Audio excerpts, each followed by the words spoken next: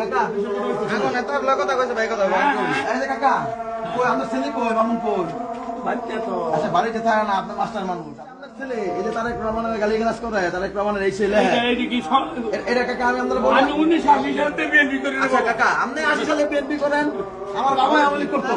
সমস্যা নাই কিন্তু তারেক রহমানের নামে যে এই ধরনের কথাবার্তা গুলো লেখে তখন আমরা তো মনে করেন যে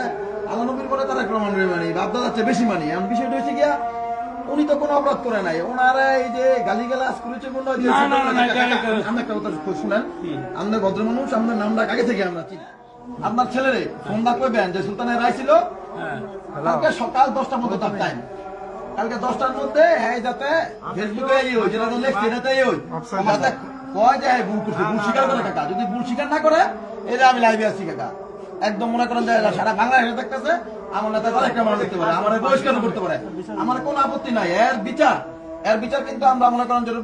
যেই জায়গায় পাই আমরা বিচার করে দিব কাকা যদি আমরা ব্যর্থ হন কাকা টাকা রাগ করেন আমার কথা আমি আমরা সম্পূর্ণ সম্মান রাখি আপনার মাস্টার মানুষ আপনি কাকা আমি আপনার করেন না আমরা যাইছি আমাকে খারাপ লাগতেছে কাকা আমরা কথা কইতেছি কিন্তু আপনার ছেলেরে কাকা আমরা খালি কোন আপনার নিজে করছেন যে 1980 সালে বিএনপি করেন আমার বাবা আমি করতো কাকা আমি বিএনপি সবসময় করি আমি 1975 সালে ভাঙি